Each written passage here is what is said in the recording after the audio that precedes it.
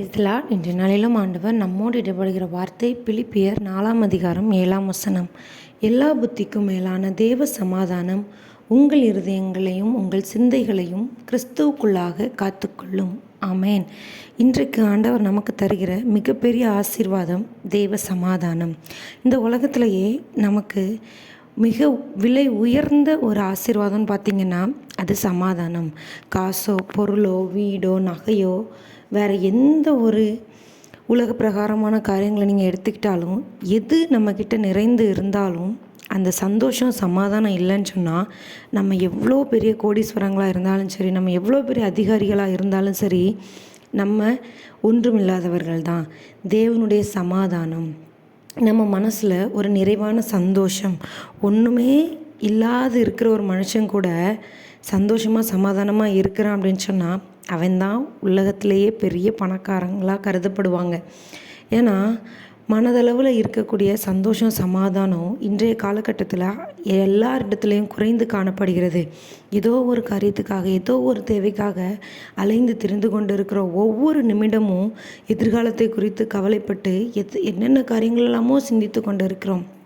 இன்றைக்கு ஆண்டவர் உங்களுக்கு தருகிற ஒரு மிகப்பெரிய ஆசீர்வாதம் தேவ சமாதானம். எல்லா புத்திக்கும் மேலான தேவ சமாதானம் உங்கள் இருதயங்களையும் உங்கள் சிந்தைகளையும் கிறிஸ்து இயேசுவுக்களாக காத்துக்கொள்ளும். இந்த வார்த்தையை தயவு செஞ்சு வாசிக்கும் பொழுது கேட்கும் பொழுதே ஆமேன் அப்படின்னு சொல்லி இதுக்கு உங்களை சுதந்திரவாளிகளாய் மாற்றிக்கொள்ளுங்கள். ஏன்னா நீங்கள் எவ்வளோ பெரிய ஆசீர்வாதத்தை வச்சுருந்தாலும் பரவாயில்ல, உங்கள் சந்தோஷம் உங்கள் சிந்தனையில் ஒரு சமாதானம் இல்லை அப்படின்னு சொன்னால் அதனால் உங்களுக்கு எந்த பிரயோஜனமும் இருக்காது.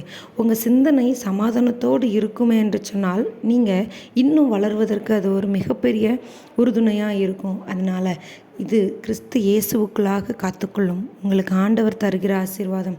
இதை இன்றைக்கே சுதந்திரித்து கொள்ளுங்கள். ஆண்டோடைய சமூகத்தில் ஏசப்பா எனக்கு அது வேணும் இது வேணும்னு சொல்லி அநேக ஆசீர்வாதங்கள் வேணும்னு சொல்லி ஆண்டவரிடத்தில் கேட்குறோம். இன்றைக்கி நீங்கள் ஆண்டவரிடத்தில் கேட்க வேண்டிய மிக முக்கியமான ஆசீர்வாதம் தேவனுடைய சமாதானம் உங்கள் இருதயங்களை ஆளணும்னு சொல்லி கேட்கீங்களா? நீங்கள் கேட்டீங்கன்னு சொன்னால் நிச்சயமாக கர்த்தர் உங்களுக்கு அதை வாய்க்க பண்ணுவார்.